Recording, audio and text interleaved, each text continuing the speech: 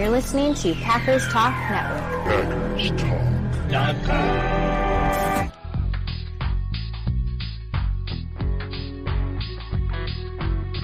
You're listening to No Huddle Radio on the Packers Talk Radio Network, your home for in-depth and thoughtful Packers analysis. I'm your host, Gil Martin. My co-host is my good friend, Sean Tehan. In addition to this show, I write for the Packers Post and Cheesehead TV. Sean was a TV sportscaster in Minnesota. We're here to talk Packers because you're all here for one thing, and that's a love for Green Bay football. Sean, training camp is days away. We are right on the cusp of the start of the 2024 NFL season. But before we get into that, how about a word from our sponsor?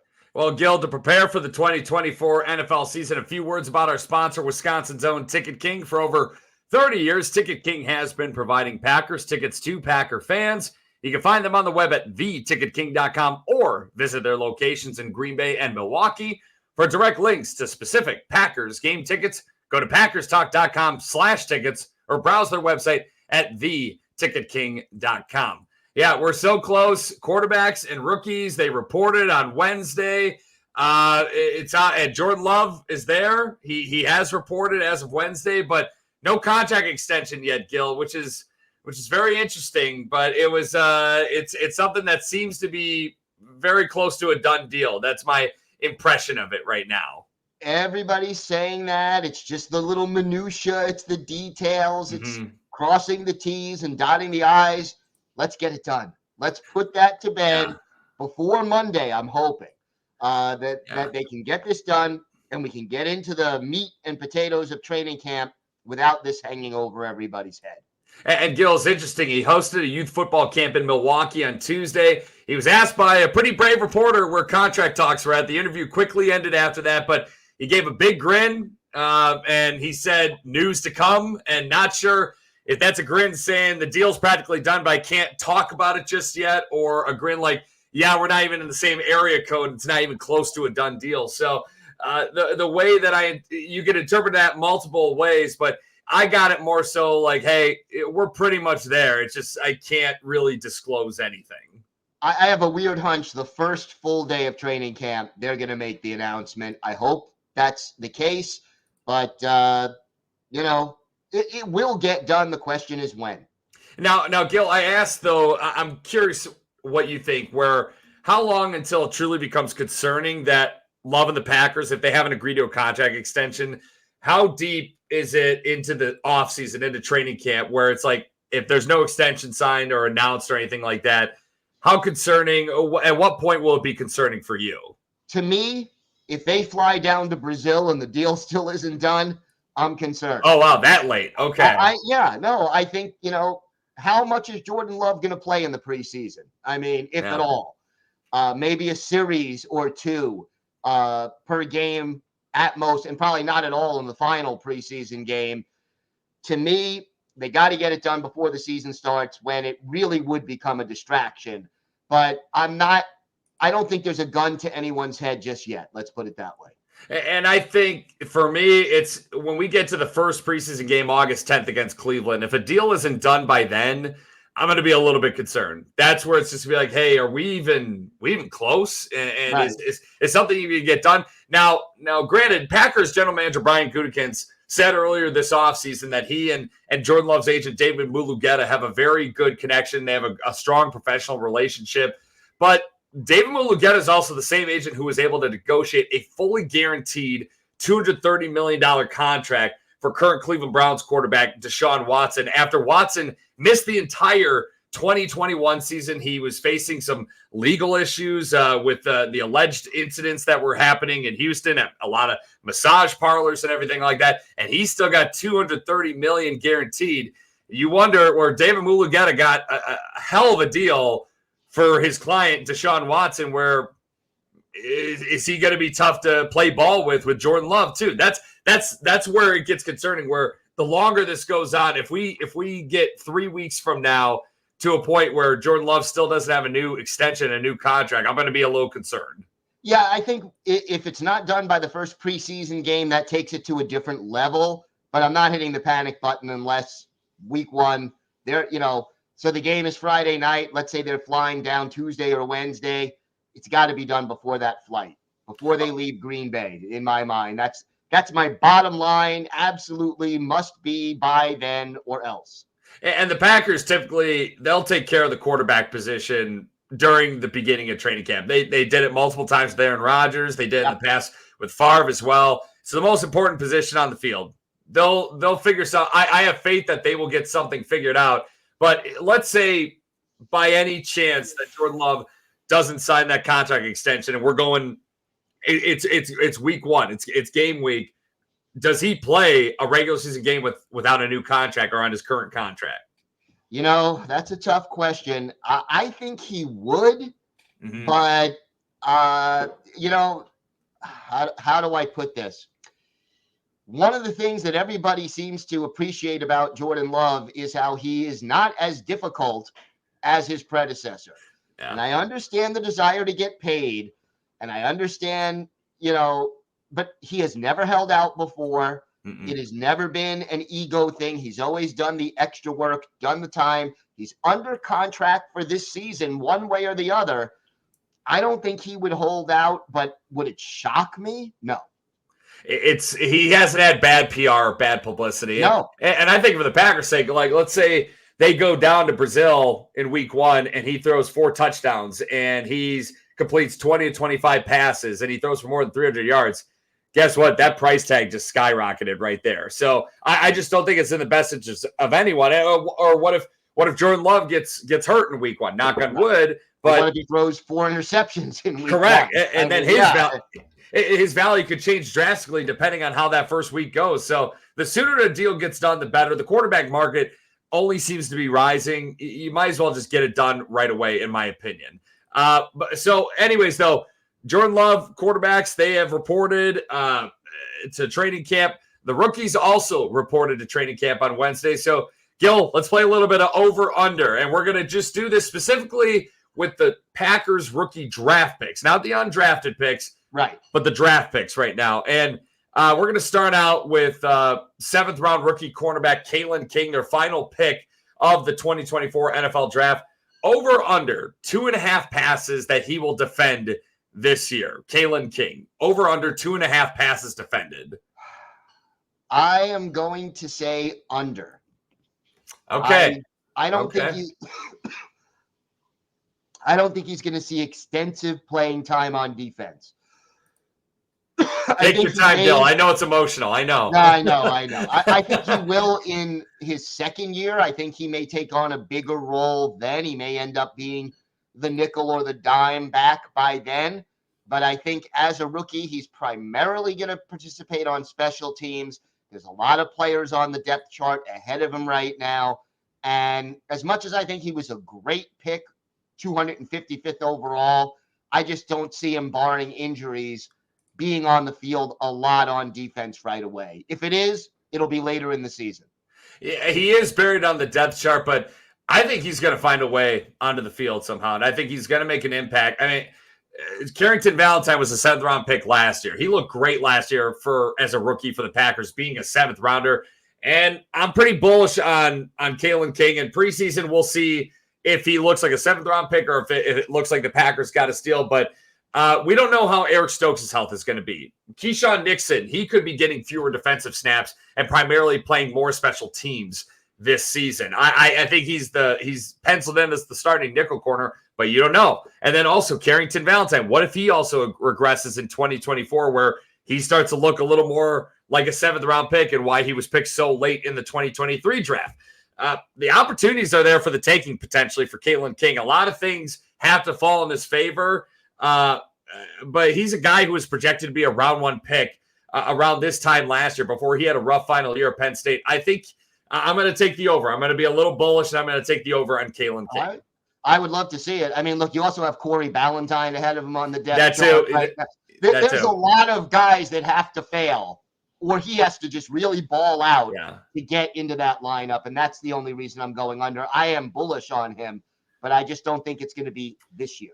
And I agree. And I was going to mention Corey Ballantyne, too, a guy who really over exceeded expectations. He really did. He played very well last year. when he was pressed into duty, and a guy who's bounced on the league quite a bit. And he may have a home on the Packers 53-man roster coming out of training camp, but we'll see. Crazier things have happened as well. Next up, fellow 7th-round rookie, quarterback Michael Pratt out of Tulane.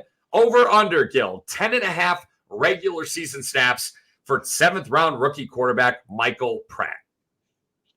Snaps. I mean, wow. See, the thing about Pratt, he is in a battle with, to be the backup quarterback. So, we don't know if it's going to be him or Clifford on the 53-man roster. Mm-hmm. And then did Clifford have 10.5 snaps last year, not including the playoff game against Dallas, where he had, one series and then came back out? It all depends. There's like 2 levels that you have to get through. Does he beat out Sean Clifford for the backup quarterback spot? And then how healthy is Jordan Love? Those are the 2 questions. I am going to play it safe and say under, but I have a feeling he may win the backup quarterback job. And just to add some context, Sean Clifford had 13 snaps last year as the backup quarterback for a team that went 9-8. If this team takes it to another level, like a lot of people are expecting with how young they were last year and how everyone's coming back, the backup quarterback could be getting a lot more snaps than 13 in 2024. But I'm going to go under, because the only way that this is over is if Pratt is absolutely dominant in the preseason and just looks like an absolute dynamo against preseason guys who are roster hopefuls. But I think he's going to be a practice squad quarterback. I still think Sean Clifford will be the primary backup again in 2024. But it's just an interesting question where this is pretty much a question where do you think Michael Pratt's going to be the backup quarterback or not? Because I don't see Green Bay keeping 3 quarterbacks on the 53-man roster. No, and I think the preseason will tell us a lot about who ends up being the backup, because I mean, Sean Clifford has 1 year of knowing the playbook and knowing his teammates. He threw 1 pass during the regular season, though. But for 37 yards. And 37 yards, Bo Melton, yes. Yeah, and that got Bo Melton over 100 yards. All good. But I can't say he has so much more NFL experience than the competition at this point. So I think Pratt and Clifford kind of come in not quite even, but almost even. Preseason's going to tell a lot. Training camp is going to tell a hell of a lot. But yeah, Sean Clifford even got playoff snaps in that dominating win in Dallas, where, man, I'm bullish on the Packers this year. I can't wait. It's going to be so fun. But next up, we have 6th round rookie offensive lineman Travis Glover. Over under 1.5 games activated for game day. Game day activation, 1.5 games over under for 6th round rookie offensive lineman Travis Glover. I think it'll be over 1.5, but I think we're going to see almost all of his action on special teams. If you were to say snaps on offense, I would go under. But active for 1.5 games over the course of the year, I'll go with over. I'm going to go under, mainly because I just see him getting the Yosh Nijman, Caleb Jones treatment, where he's essentially going to be groomed and developed away from game day, and he's going to be taking a lot of mental reps. He's a big dude. I mean, the guy's a behemoth. He's a big boy. A lot like Yosh Nijman coming out of college. A lot like Caleb Jones coming out of college, where the Packers like to do this with guys like this, where they like to keep them in the lab. They like to keep them on the roster because they don't want another team poaching them and possibly getting a good late round talent on their team, a guy who's cheap on the books and everything like that and cheap on the cap. But he's a guy who it feels like he's going to be in the lab as an offensive lineman, very much like Yosh Nijman was years ago and Caleb Jones has been the last couple of years. I just see it being like a redshirt season for Travis Glover. It could be. The only difference I see between Glover and those two, Glover was drafted. Those 2 guys were undrafted free agents. And I think that may make a little bit of a difference. Hey, we'll see what happens. That's what makes it very compelling. Next, we have a couple 5th round rookies coming up. First, we'll go with 5th round rookie safety Keaton Oladapo. Over under 75.5 defensive snaps for 5th round rookie safety Keaton Oladapo. Defense only, not special teams. Yeah, boy, I am going to go under for his rookie year. I think he'll see action on special teams. Obviously, he missed part of OTAs due to an injury, so will he fall behind a little bit as a result of that? I think he makes the team, but I think he primarily is on special teams this year.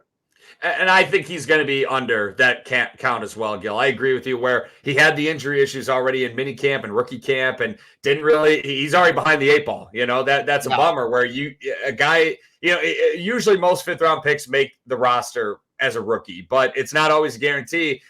He's got to play a lot of catch up. It seems like on paper, this is a guy who the Packers got with some excellent value, and he's going to provide, I think, excellent competition, that safety room where the Packers had a huge glaring need following the 2023 season. I don't think I see him getting on the field, especially with fellow rookies like Evan Williams and Javon Bullard and Anthony Johnson Jr., who was on the team last year as a rookie and now going into his second year, and Xavier McKinney. I think he's just kind of buried on the depth chart. I don't see him getting that much time on defense. And he's got to be available, though. He's got to show up at training camp. He's got to be healthy, good to go. Sounds like he will be good to go, but I think it's just a numbers game at this point. Exactly. And next, fellow fifth-round rookie, offensive lineman Jacob Monk, over under 2.5 starts for offensive lineman Jacob Monk this year. The Packers, they've started late-round picks before as rookies. Could Jacob Monk be the next? He could be, and there's two places that he could fit in. Obviously, if Josh Myers struggles at center, I think ideally they would like to sort of develop Monk for 1 year, and maybe if Myers isn't re-signed, Monk competes for the center job, maybe with Zach Tom, maybe with Elton Jenkins, or maybe he, is given that job outright if he looks good enough. But I just don't see it happening this year unless Myers either really plays poorly or is injured. The alternative, maybe they move him to right guard to compete if Sean Ryan's pass blocking isn't up to snuff. But again, I think that's less likely than it's less likely to happen than it is likely to happen. I think somehow he's going to crack the starting lineup this year, and I think it's going to be over. I don't think he's not going to be a day one starter, but injuries tend to happen a lot on the offensive line. It's part of the game. Knock on wood. Hopefully, it doesn't happen to the Packers too much this year. The Packers, depth-wise on the offensive line, are not as strong as they have been on paper the last few years. They really haven't. And you mentioned Josh Myers, his struggles. He's going into a contract year. We don't know if he's going to be the long-term starter after this year. We don't know if he's going to be even the starter right away to start this year. Obviously, if the Packers want to keep Zach Tom at right tackle, where he was so good last year, Jacob Monk may have a shot at playing center at some point this season. His teammate in college was offensive lineman Graham Barton. He was a first-round pick. He's with the Tampa Bay Buccaneers now. But Jacob Monk was a pretty damn good football player. He was a damn good football player at Duke. But he was overshadowed by Graham Barton, and Graham Barton had one of the most historic combines in rookie NFL combine history. He was that good. But Jacob Monk's a good player. Now, he's allergic to cold water. That could be a potential problem come November, December at Lambeau Field. But O-line depth is an issue, and I think he's going to have an opportunity. Yeah, well, we'll see. I would love to see him excel. No question about that. Now, we talked about Keaton Oladapo, one rookie safety. He's from Oregon State. Now we got from Oregon State's rival, Oregon, we got rookie safety Evan Williams, fourth-round rookie safety Evan Williams, over under 0.5 interceptions this year for fourth-round rookie safety Evan Williams. I think he'll get one, so I'll go over. Interceptions were very few and far between last year. I think the entire team had 7, if I recall correctly. Got to do better than that. I think that was one of the problems with the defense because they were not very aggressive. They were not taking the ball away. I think you add the blitz packages and the more aggressive attitude that Jeff Hafley is bringing, the interceptions go up, and I think Evans will get at least, I'm not saying he's getting 5 or even maybe 3, but he'll get 1, I think. Hey, Anthony Johnson Jr. got 1 last year as a 7th-round rookie, so that's perfectly feasible. But just for the sake of debate, I'm going to go under. This is something where 0.5 I felt like was kind of a perfect number, in this situation where is he going to get an interception or not, where it's kind of a similar situation with Oladapo where he's behind McKinney on the depth chart, possibly Anthony Johnson Jr. Looks like he's going to be behind Javon Bullard on the depth chart too. And I think if he's in there on defense, I could see him essentially being more close to the line of scrimmage. He's a good tackling safety, a good box safety. He excelled at that spot in Oregon and then at Fresno State before that too. But I think it's going to be under. I just think he's going to be a little close to the line of scrimmage, but who knows? I've been wrong before, and he'll probably get 2 interceptions off Jalen Hurts in week 1 in Brazil, knowing my luck. The flip side is if he does see the field on defense, they'll probably test him. So maybe he gets more chances to intercept the pass. He could get burned 5 times and intercept 1 pass, and I'd still win that, that question. But yeah. Bend don't break, baby. That's all. That's all.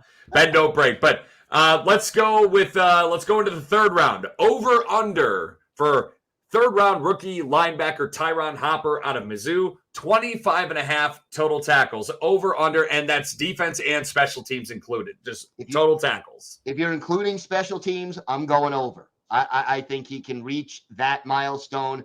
I get the feeling he's going to see a decent amount of coverage team snaps, and I think he'll get some chances there. I think he will see some reps on defense, especially if there are injuries and he has to step in. I don't think it's too much of a doubt. Whether he'll be 3rd or 4th on the depth chart overall to start the season remains to be seen, but I think there's a good chance he'll see the field enough to get to 25 tackles. So I'm going to go under for this, and I think he's got to really make a lot of tackles on special teams. And if the offense takes another step, they're not going to be punting a lot. And then kickoff, there's a lot of touchbacks. And the new kickoff rules, there could be more opportunities to make plays. But you probably say Christian Welch was maybe their best special teamer last year for the Packers. He had 6 total tackles last season, and that's kind of hard. And I think, we were talking about Evan Williams and Keaton Oladapo being buried on the depth chart on defense. I think Tyron Hopper's kind of in the same boat with guys like Quay Walker, Isaiah McDuffie, Edgerrin Cooper, another 2nd-round pick. He may not. Eric Wilson may even get more run before him at inside linebacker as well. So I think it's going to be under. I can't see, mainly because I can't see him playing consistent time at linebacker. But again, if that position gets decimated, he'll get plenty of run. Yeah, one injury, and I think and I'm not rooting for that, obviously. But no. If one of the 3 guys ahead of him misses 3 or 4 games, that would be enough, I think, for him to get to that mark. I just love that when we're we talked about the NFL draft, the picks that the Packers made. I just love that Brian Gutekunst load up at certain positions. Just let the cream rise to the top, man. Just let the best rise to the top. And this is what essentially is going to happen with just how much he loaded certain positions. Iron sharpens iron, right? Absolutely. So staying in the third round, rookie running back Marshawn Lloyd, over under 500.5 total offensive yards for third round rookie running back Marshawn Lloyd this season. That's receiving, that's rushing, not special teams. I don't think we're going to see him on special teams, but over under 500.5 total yards on offense this year. I think it's going to be under. I think it's going to be close. I think Josh Jacobs, if he stays healthy, will get the bulk of the carries. I still think A.J. Dillon makes this team because he has a different running style than any of the other backs. I think the plan initially, maybe it's only the first half of the season, but I think they'll try to bring him along a little bit slowly. He needs to pass protect better. He needs to show he can catch passes out of the backfield, and he needs to show he can stop fumbling like he did in college. That's 3 hurdles to overcome to get extensive playing time. I love this kid. I think he's got a lot of potential. I think in a year, just like A.J. Dillon, his rookie year, he had 1 game where he was a really big participant, and then just a handful of carries. Other than that, we may see a similar situation for Marshawn Lloyd. I know the coaches have been raving about him, but that doesn't mean he's ready right away. I think he'll be more involved in the offense than Dillon was his rookie year, but not enough to get over 500 yards. Yeah, and I'm with you. I think it's going to be under as well. And I looked back at A.J. Dillon's rookie year when Matt LaFleur, obviously the head coach then too, where A.J. Dillon, and he was behind 2 really good running backs in Aaron Jones and Jamal Williams. And Jamal Williams has been a terrific pro football player. I wish he was still a Packer, but the Packers just didn't have the money to pay him. Understandable. A.J. Dillon, as a rookie, had 263 total yards of offense. And how much of it came in that 1 game against Tennessee? Yeah, about 100, like about half of it, I believe. Exactly. So Marshawn Lloyd is going to get his opportunities. The guy is an explosive football player, but I think Josh Jacobs is really going to be a true bell cow. I think that's why they look to upgrade that spot where That's why they moved on from Aaron Jones. I think they want to give Josh Jacobs the ball 25, 30 times a game. I really do.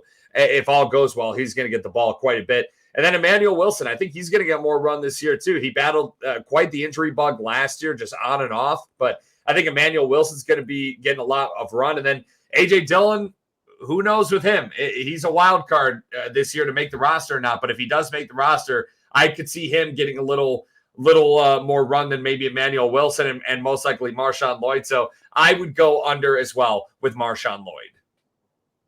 Fair enough. Now to the second round. We have rookie safety Javon Bullard out of Georgia. Over, under, or push 1.5 sacks for second round rookie safety Javon Bullard.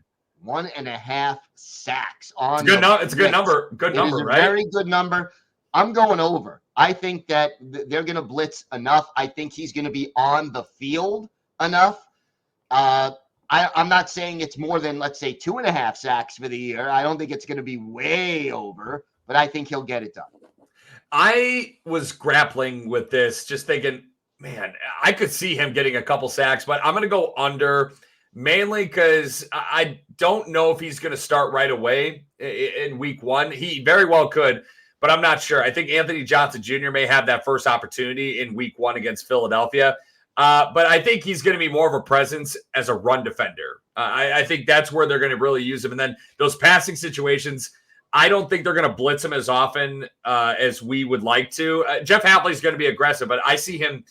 I think he's going to blitz Quay Walker more often. I think he's going to blitz Edgerrin Cooper if any rookie's going to get blitzed more often. So I'm going to go under, mainly because I think passing situations, they're going to put him in coverage, but in running situations, he's going to play much closer to the line. So if this is about tackles for loss, I would take the over. But sacks, I'm going to take the under.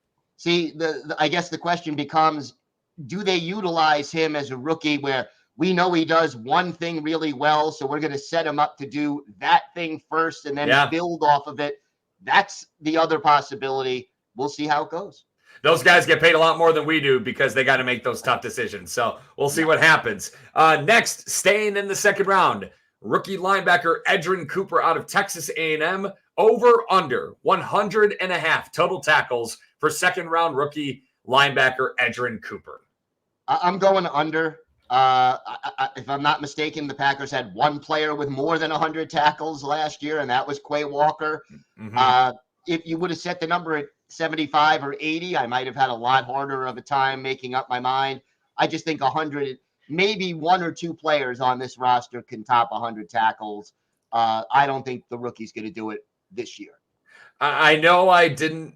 Obviously, when we were ranking the top 15 players on the defense for Green Bay, I didn't include any rookies because I haven't seen them, but I'm projecting that Edgerrin Cooper is going to be an instant impact player right away. I'm taking the over. I really think he's going to win that starting job. He's never going to give it back. Quay Walker had 121 total tackles his rookie year.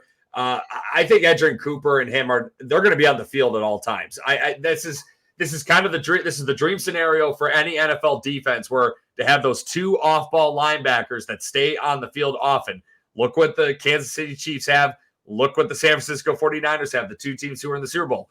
Really good off-ball linebackers who don't leave the field. And I think Edgerrin Cooper is going to steal that job. Isaiah McDuffie, I really liked what he did last year, but I think he's going to be delegated to more. He's going to be delegated, I think, to more, special teams duties, and he's going to be a really nice third linebacker to have just in case something does happen. But I'm taking the over. I think Edgerrin Cooper's just too good, and I think he's going to be a huge impact player right away. I think he'll have the impact. I think he'll be on the field. I just don't think 100 tackles is going to happen this year. Over, under. Finally, our first round rookie offensive lineman Jordan Morgan out of Arizona. Over, under 10.5 starts for Jordan Morgan. I'm going under. I just, you heard Matt LaFleur during OTAs and rookie camp talking about mentally how far he has to go. He may end up starting before the season is over, depending on health of the people ahead of him, depending on how quickly he picks up the offense, depending on how quickly they figure out what position he primarily should be lining up at. But I don't think he's going to start week one, and I think it'll take him a little time to get acclimated and get into the lineup. I am going over. I'm going over mainly because offensive line depth, it's thin.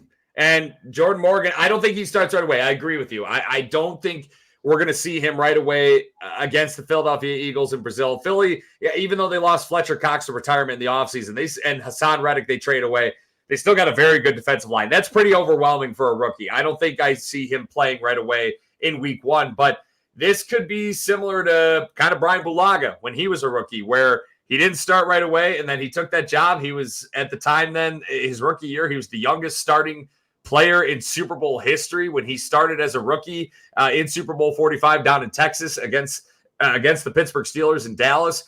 Derek Sherrod, obviously, he was a first-round pick the next year, but he was kind of buried on the depth chart, and obviously injuries really derailed his career. It was a bummer for Derek Sherrod. I think he would have had a good career if his leg didn't essentially snap in half in Kansas City as a rookie, but I think because of the numbers, it's a numbers game so much with this, where I think Jordan Morgan's going to get some run. I think he's going to get pressed into duty much sooner than anticipated, whether it's injury or performance related. And they're cross-training him at multiple positions for a reason, because I think they're really thinking that he's going to be one of their starting five eventually this year.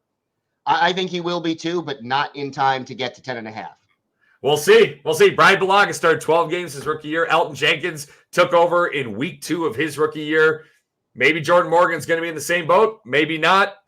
Well, just time will tell, I guess.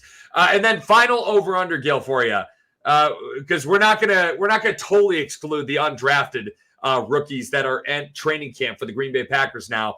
Over/under 2.5 undrafted rookies making the initial 53-man roster out of training camp this summer. Over/under 2.5. Wow. So undrafted rookies. So like if Emmanuel Wilson makes the team, that doesn't count because he was there last year. Correct. Rookies this year who were undrafted on the team. Yep, correct. I think it's going to be 2. So I'm going under. I think you get probably Peter Bowden, the long snapper, and one other player. And I'm with you. I think it's going to be 2. I think it's going to be just under that. The Packers love their undrafted rookies. So I think at least one guy's going to make it. Peter Bowden, I think, is the most likely, the Wisconsin long snapper, as you mentioned. And then I think you follow the money. South Florida offensive lineman Donovan Jennings is getting a pretty nice contract from Green Bay. I think that guy is primed to make the initial 53-man roster, but I'm with you. 2 players, I think, make the team. Raylan Goforth, the Washington linebacker, that could be a sneaky guy, too, to sneak onto the team if they feel like he's an upgrade over Eric Wilson or Christian Welch. He's going to have to do well with Rich Bisaccia to do that, but yes. Oh, 100%. And Gil, before we wrap up this episode with some trivia, also watch us on YouTube, folks. Subscribe to Packers Talk Network on YouTube. You can see our beautiful mugs. Well, Gil's beautiful mug. My mug is just a mug. That's all I'll put it at. So it's covered in fur. My hair's all over the place. You can see it on YouTube. Just subscribe. Hit the subscribe button at Packers Talk Network. You can watch all your favorite Packers content. And training camp's right around the corner. So what better time to subscribe to Packers Talk Network on YouTube. But Gil, what articles do you have coming up online for Packers Post, cheeseheadtv.com? We got a lot of content coming up, I bet, with training camp starting next week. Yeah, I mean, on Packers Post, I'm wrapping up my in-depth position-by-position previews. So by the end of the week, before training camp officially gets underway, I'll have that. And then for Cheesehead, again, looking at some of the battles to watch in training camp. All right, fantastic. Looking forward to that, Gil. And you ready for some trivia? I am always ready for some trivia. All right, well, fantastic. We were just talking a little earlier this episode about Packers rookie 6th-round draft pick Travis Glover and his chances of playing some important snaps for Green Bay this season. Glover played college football at Georgia State University. True or false, Gil? If Glover makes the Packers 53-man roster, he will be the first ever Georgia State alumni to play for the Green Bay Packers. True or false? I believe that is false. I think there has been at least one other. You are correct. That is false. There are 2 Georgia State alumni who have played for the Packers. Can you name at least one of them? No. Okay, fair enough. Well, I'll let you know. One is former offensive lineman Ulrich John. He played 5 total games for the Packers during the 2017 NFL season. He was in and out the door pretty quick. So I didn't expect anyone to know that. I had to look that up personally. The second one, he's actually currently still playing in the NFL, and he previously played for the Packers, is former Packers cornerback Chandon Sullivan. Oh, yeah. Sullivan, he was undrafted out of Georgia State in 2018, played his first season of pro ball in Philadelphia with the Eagles. Then he played for the Packers from 2019 through 2021, registered 5 interceptions. He defended 16 passes in 3 years in Green Bay before he departed for the rival Minnesota Vikings following the 2021 season. Sullivan currently plays for the Pittsburgh Steelers. So Chandon Sullivan, there you go. Travis Glover's got some tough company to beat if he wants to exceed what Chandon Sullivan did, who was a very solid player when he was in Green Bay. I did. I liked him a lot. That was a very good value signing for Green Bay, in my opinion. And hey, the guy's still in the NFL, so he's doing something right. Absolutely. Absolutely. All right. Well, that's going to do it for us today. We'll be right back here next week. Follow us on Twitter at Bill Packers and at GB Packers Sean to stay up to date on all things Packers or to ask us questions. Or you could email us at gbpackerssean@gmail.com.